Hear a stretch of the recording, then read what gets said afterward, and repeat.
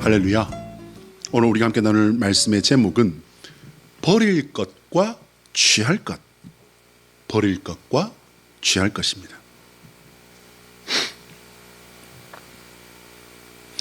여러분, 미켈란젤로라고 하는 이름을 들어보셨을 것입니다. 어느 나라 사람인지 어느 시대 사람인지는 잘 모르겠지만 어쨌든 미켈란젤로라는 이름은 웬만하면 다 들어봤을 정도로 아주 유명한 사람 이름입니다. 미켈란젤로는 인류 역사에 길이 남을 천재 중에 또 천재라고 할 수 있죠. 수많은 보물 같은 작품을 남긴 르네상스 시대에 정말 불세출의 천재입니다.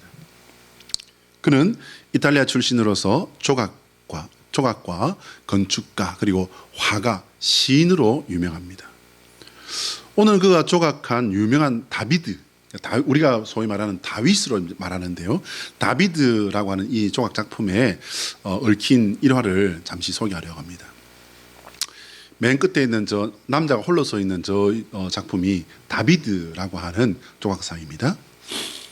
이제 저 작품을 만들기 전에 돌로 만들었겠죠. 대리석을 이제 떠냅니다. 아주 귀한 그런 질이 좋은 최상 중에서도 극상의 이제 아주 좋은 재료를 이렇게 이제 채석을 했는데요. 이 돌이 1464년에 아고스티노 디 두치오라고 하는 유명한 조각가에게 이제 맡겨집니다.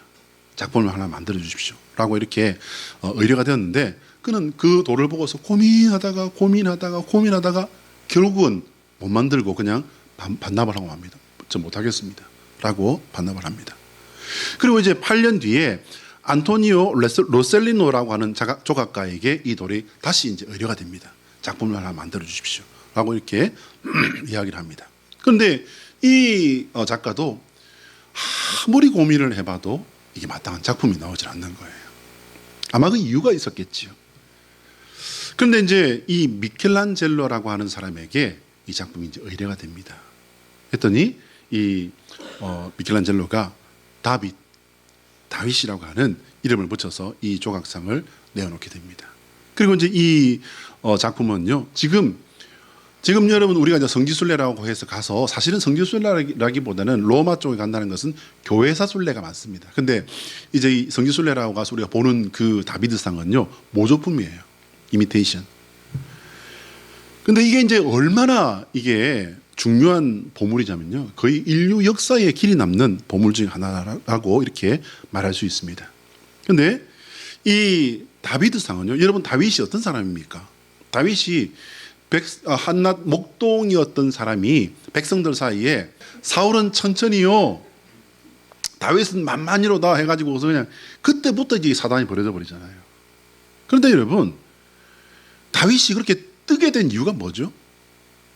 이스라엘이 어찌 할 수 없는 골리앗이라고 하는 그 괴물 같은 거인 장군을 이겨버림으로 말미암아 그런 일약 대스타 정도가 아니에요. 구국의 영웅으로 올라 버리잖아요. 자기가 왕이 되겠다고 마음만 먹어버리면, 여러분 사울의 그 말이 그게 과장된 말이 아닙니다, 여러분. 마음만 먹으면 왕이 되어버릴 수 있는 그런 상황이었어요. 그런데 그 영광스러운 장면, 대부분 이 다윗의 승리 장면 그러면 어떤 모습입니까, 여러분?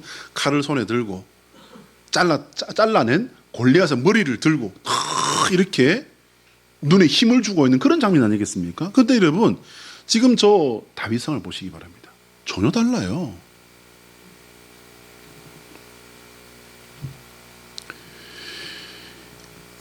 이것이 이제 이 작품의 아주 중요한 그 포인트라고 합니다. 이게 뭐냐면요, 지금 그는 그의 손에 들고 아주 저 작품 어디에도 긴장감 이런 건 없습니다. 그는 그냥 물맷돌에다 척 걸치고는 그래 저기야? 라는 거예요. 제가 여러분 이게 연기를 한 게 아니고요, 저 작품을 해설하는 사람들이 그렇게 다 해석을 합니다. 뭐냐면요, 그래 죽이면 되겠네, 그거예요. 죽일 수 있는 능력을 말한 것이 아니고 이길 수 있는 믿음을 이 작품에 담았다라고 하는 것이 이 작품을 해석하는 전문가들의 해석입니다. 여러분, 저 작품에는 뭐가 있냐면요, 바로 미켈란젤로는 믿음을 최고의 주제로 저기에 담아내었다라는 것이죠. 이런 훌륭한 작품을 만든 미켈란젤로에게 교황이 이제 물었다고 합니다. 미켈란젤로 선생, 당신은 어떻게 이런 위대한 작품을 만들 수가 있단 말입니까? 어떻게 이런 걸 생각해냈습니까? 라고 질문을 합니다. 그러자 미켈란젤로가 지금도 남아있는 아주 유명한 대답을 합니다. 네, 저는 다윗과 관계없는 것을 떼어나는 작업을 해낸 것뿐입니다. 라고 이야기를 합니다. 너무나도 겸손하지만 듣는 이로 하여금 여러 가지를 생각하게 하는 명답 중에 명답이라 할 수 있죠. 우리는 기독교 신앙인으로 살아가면서 거룩도 좋고, 거룩도 좋은데 알겠는데 재미도 바라고 또 풍요도 바라면서 산도 좋고 물도 좋고 뭐까지 좋아요? 정자까지 좋아야 한다라고 하는 그런 세상의 가치관, 세상의 바람과 함께 가고 있는 그런 사람은 아닌가라고 하는 것을 오늘 말씀을 통해서 함께 생각해 보면 좋겠습니다. 한번 따라할까요?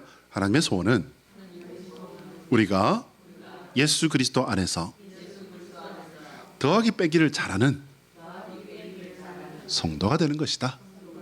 시작. 하나님의 소원은 우리가 예수 그리스도 안에서 더하기 빼기를 잘하는 성도가 되는 것이다. 할렐루야. 여러분, 산수 잘하는 성도가 되기를 바란다는 그런 말이 아닌 거 아시죠? 뭐가 중요하고 뭐는 내려놔야 되고 뭐를 취해야 될 것이며 뭐는 취하고 싶어도 하면 안 된다라고 하는 것을 잘 분별하고 이것을 잘 해내는 성도가 되기를 예수 그리스도의 이름으로 당부드립니다. 오늘 본문의 사도 바울은요, 표대를 향하여 가면서 우리가 취해야 할 것과 버려야 할 것이 뭔지를 오늘 말씀을 통해 전하고 있습니다. 사도 바울은 먼저 자신이 누구에게도 뒤지지 않는 사람임을 이야기합니다. 과연 이 사도 바울은요, 정말 누구한테도 뒤지지 않는 사람이었어요. 외모로는 사도 바울이 그닥 볼 게 없는 사람이었다고 전해집니다. 그러나 그의 집안의 어떤 그런 그 배경과 그의 학문적인 배경은요, 최고의 엘리트였어요.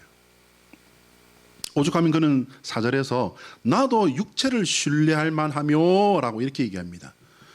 우리와는 많이 달라서 잘 와닿지 않는 말일 수도 있어요. 근데 그는 율법대로 이제 태어나자마자 8일 만에 할례를 하고 뭐 이런 식으로 이제 철저하게 태어날 때부터 아주 철저했다는 것을 이렇게 어필하는 것이죠.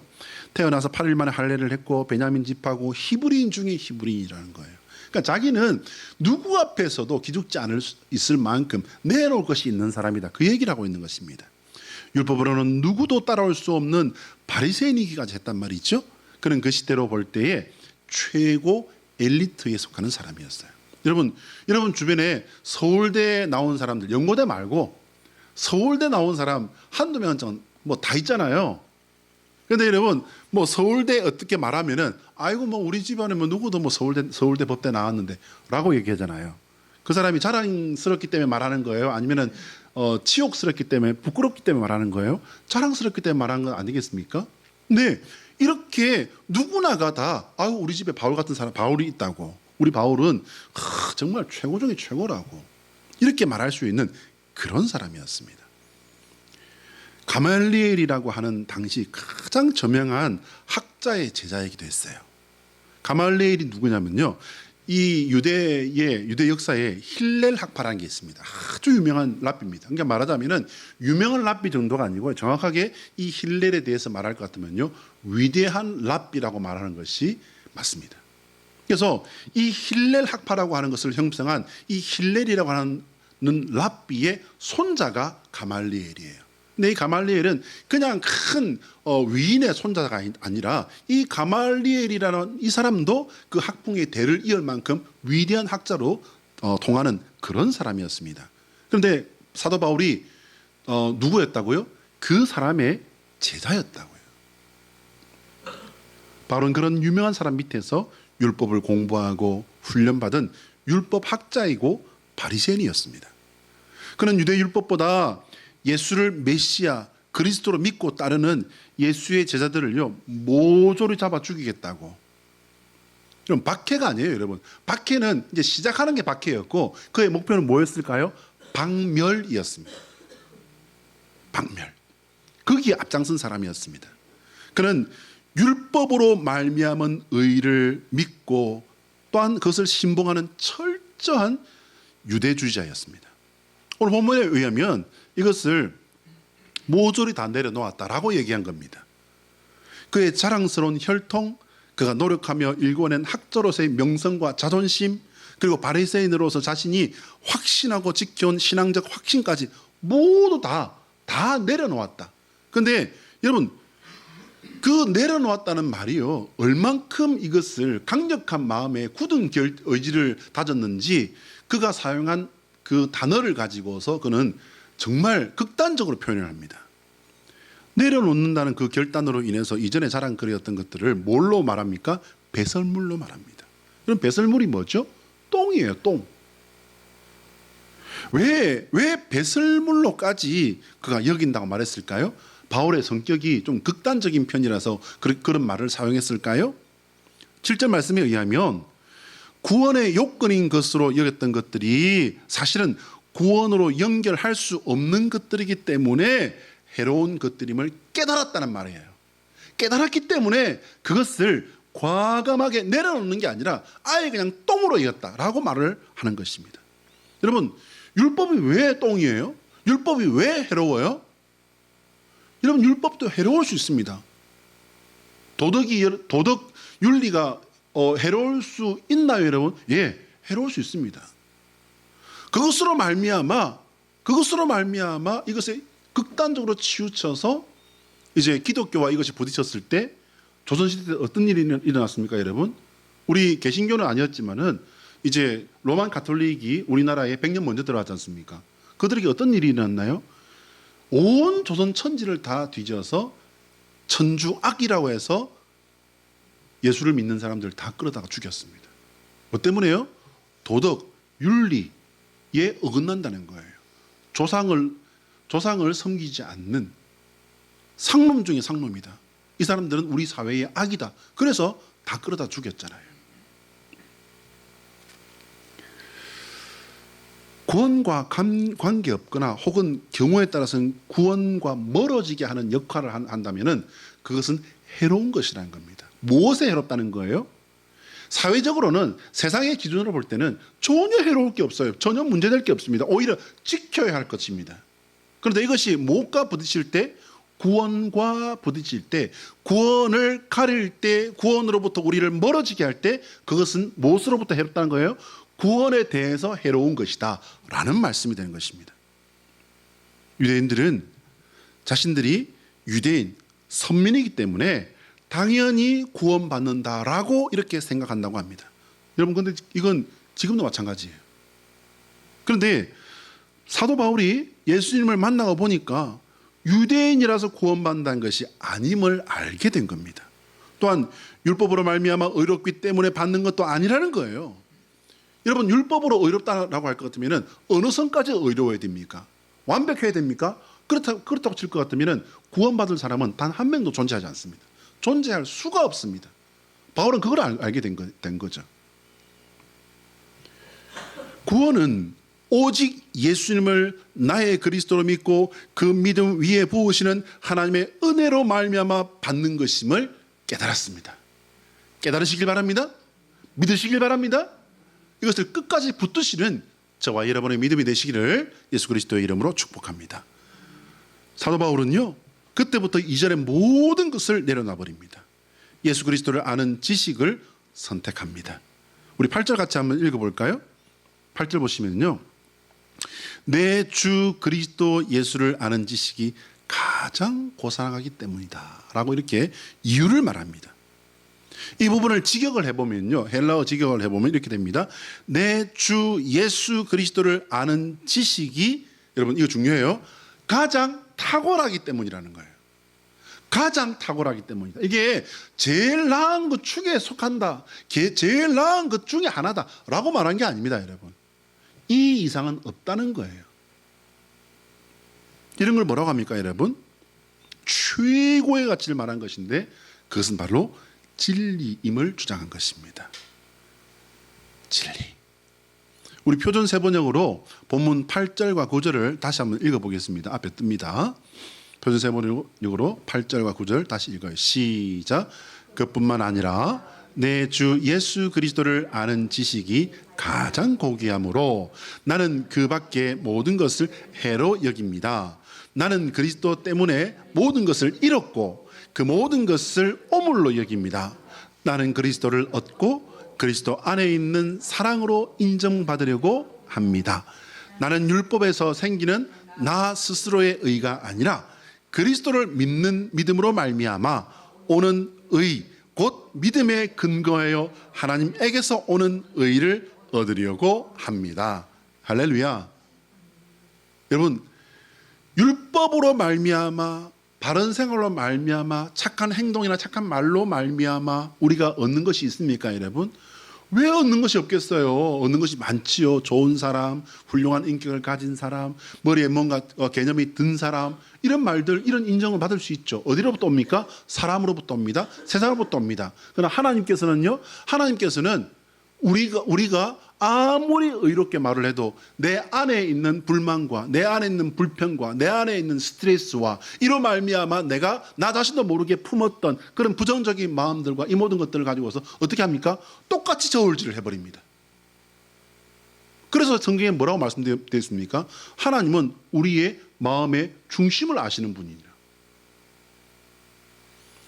사랑하는 여러분, 생각이나 마음이나 감정에 뭐 1도 털끝 하나만 치도 잘못된 것이 없다, 어두운 것이 없다, 화난 게 없다, 부정적인 게 없다, 이런 사람 여러분 존재할 수 있을까요? 그런 사람 존재할 수 없어요. 그럼 뭡니까 여러분? 그거 1이라도 존재하면 그 사람 뭡니까 여러분? 의로울 수 없어요. 의가 아니에요. 죄가 있는데 어떻게 그 사람이 의인일 수 있습니까? 죄인이지요. 사도 바울은 율법에 정통한 율법학자였습니다. 그는 그 상태로 부활하신 예수 그리스도를 다메섹 도상에서 만난 겁니다. 그는 율법학자로서 확신을 가지고 자신이 박멸하려고 달려가던 그 기독교인들 중에 한 사람으로 자신을 내어드립니다. 그리고 이전에 율법으로 말미암아 의롭게 되겠다는 그 목표를 이제 버리기까지 합니다. 예수 그리스도 안에 있는 믿음으로 하나님께 인정받는 사람이 되기로 했다는 말씀을 오늘 본문에서 고백한 것입니다.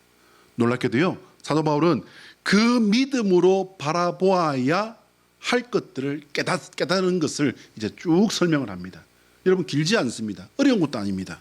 그런데 우리가 따라가려면요, 불가능한 거예요. 뭔데 이렇게 말할까? 보십시다. 빌립보 3장 10절 말씀 우리 표준 세번역 성경을 한번 볼까요? 앞에 뜹니다. 빌립보 3장 10절 시작. 내가 말하는 것은 그리스도를 알고 그분의 부활의 능력을 깨닫고 그분의 고난에 동참하여 그분의 죽으심을 본받는 것입니다. 여러분, 이 본문 띄워놓으시면 되겠습니다.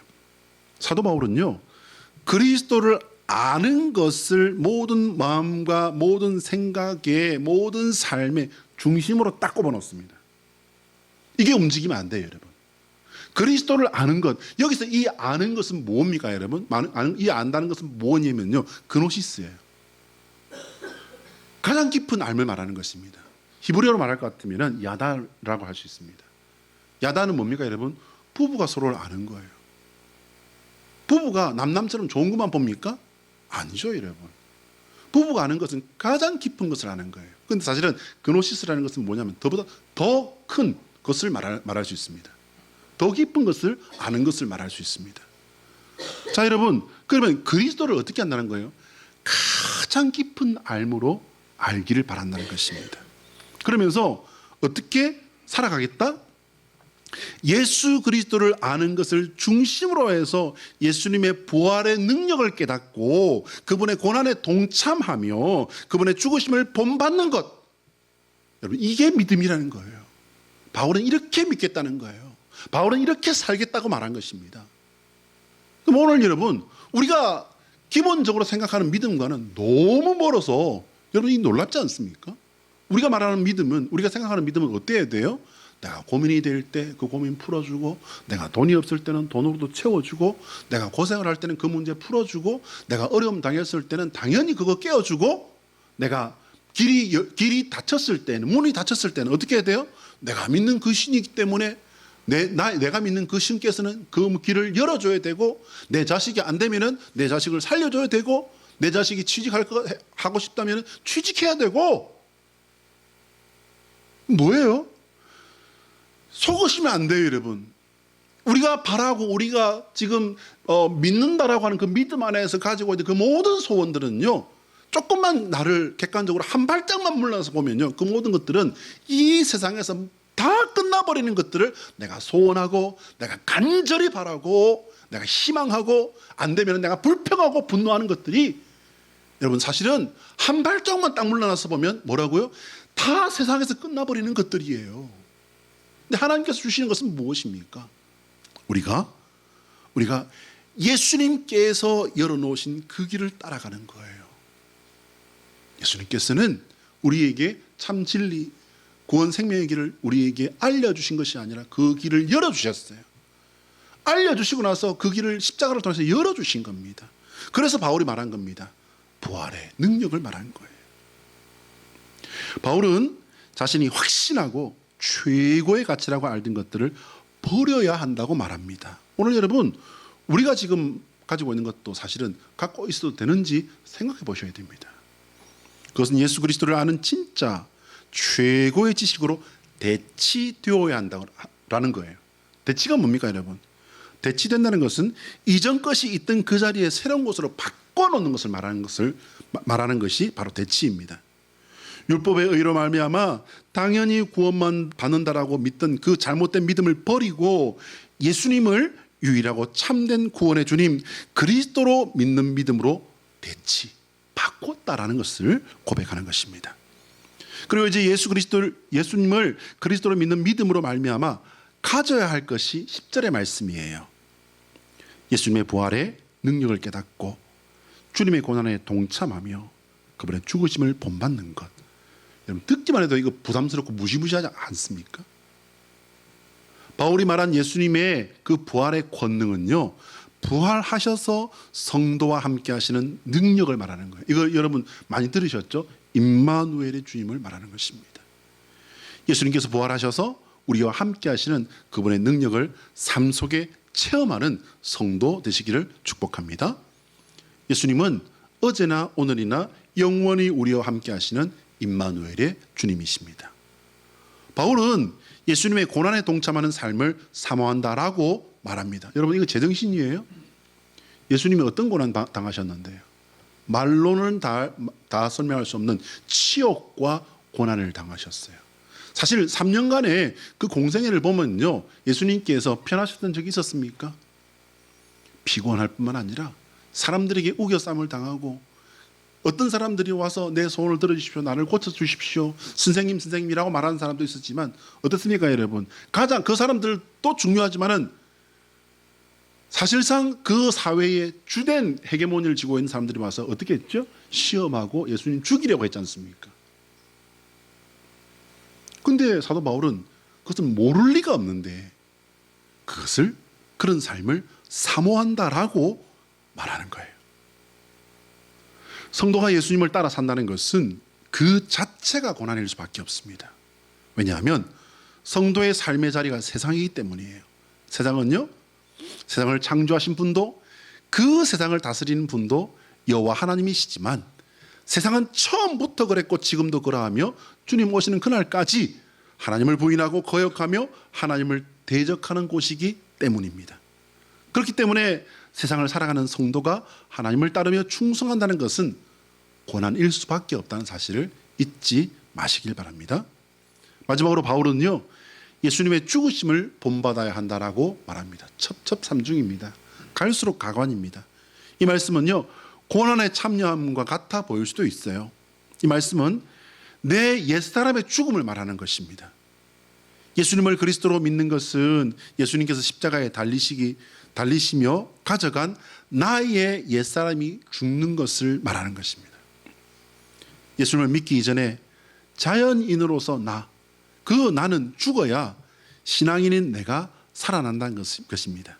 이것은 부활의 생명으로 예수 그리스도 안에서 새롭게 태어나고 자라나는 그런 삶을 말하는 거예요. 그러나 사도 바울은요, 예수님을 그리스도로 전하는 복음의 삶을 살다가 실제로 어떻게 되었습니까, 여러분? 목이 잘리는 끔찍한 순교의 자리까지 걸어갔습니다. 오늘 본문 말씀에 의하면 그가 이런 삶을 살았던 이유가 뭘까요, 여러분?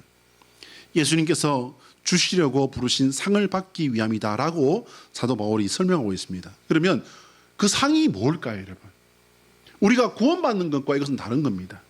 우리가 구원받았기 때문에 그 구원받은 자리에서 우리가 받아야 할 상급이 오늘 사도 바울이 말한 이 상급이에요. 그게 뭘까요, 여러분? 바로 영광의 면류관입니다. 영광의 면류관. 여러분, 사모하는 성도이십니까? 내가 하나님 나라 들어가서 이 영광의 면류관을 받기 위해서 여러분 지금 힘쓰고 애쓰고 계시나요? 고린도후서 11장 22절부터 28절 말씀을 우리가 같이 한번 읽어볼게요. 앞에 자 준비했습니다. 시작. 그들이 히브리인이냐? 나도 그러하며. 그들이 이스라엘인이냐? 나도 그러하며. 그들이 아브라함의 후손이냐? 나도 그러하며. 그들이 그리스도의 일꾼이냐? 정신없는 말을 하거니와 나는 더욱 그러하도다. 내가 수고를 넘치도록 하고 옥에 갇히기도 더 많이 하고 매도 수없이 맞고 여러 번 죽을 뻔하였으니 유대인들에게 40에 하나 감한 매를 5번 맞았으며 3번 태장으로 맞고 1번 돌로 맞고 3번 파선하고 일주야를 깊은 바다에 지냈으며 여러 번 여행하면서 강의 위험과 강도의 위험과 동족의 위험과 이방인의 위험과 시내의 위험과 광야의 위험과 바다의 위험과 거짓 형제 중에 위험을 당하고 또 수고하며 애쓰고 여러 번 자지 못하고 줄이며 목마르고 여러 번 굶고 춥고 헐벗었노라.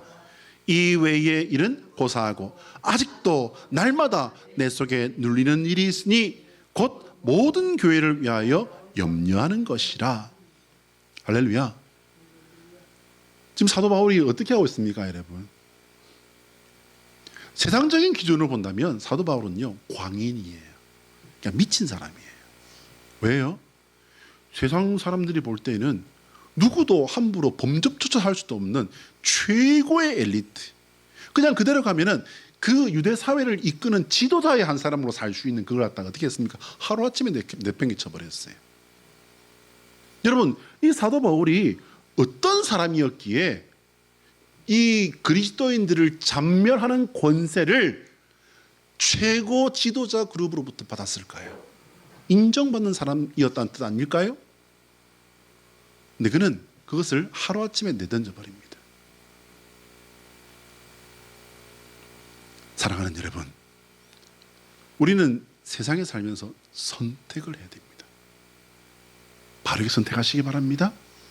그래야 하나님 앞에 서시는 그날에 영광의 면류관은 하나님이 판단하시는 거지만 정말 하나님 앞에 서는 그날에 더 죄송하고 더 부끄러워서 쥐구멍을 찾는 사람은 되지 말아야 되지 않겠습니까? 한번 따라하겠습니다. 예수 그리스도의 십자가는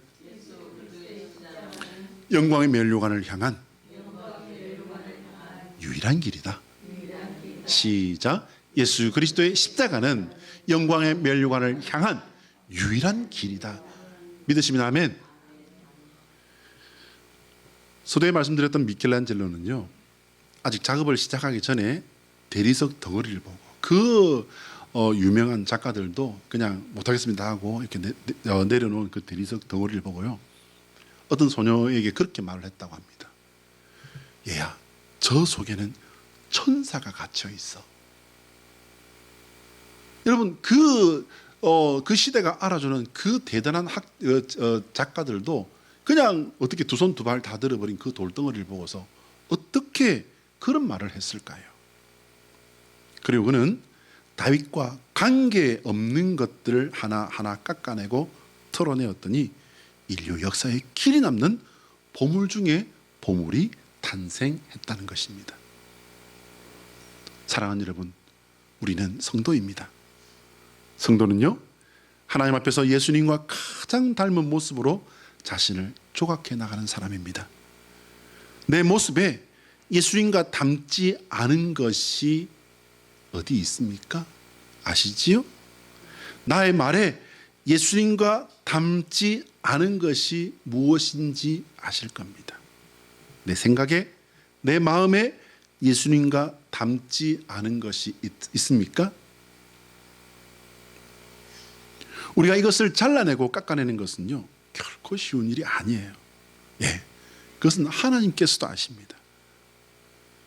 놀랍게도요, 내가 이것을 하겠습니다라고 결정할 때에 이미 성령 하나님께서도 그 일을 힘을 보태기 위해서가 아니라 나를 이끌어 주시기 위해서 기다리고 계셨다가 덥석 나에게 오셔서 그래, 그거야, 같이 하자. 주님께서 나에게 오셔서 나와 함께 하신다는 사실을 잊지 마시길 바랍니다. 성령 하나님과 함께 주님 앞에 온전한 그리고 거룩한 성도의 삶을 살아가기 위해서 힘쓰고 애쓰고 노력하는, 그래서 승리함으로 영광을 올려드리는 면류관의 주인공 되시기를 예수 그리스도의 이름으로 축복합니다. 기도하겠습니다.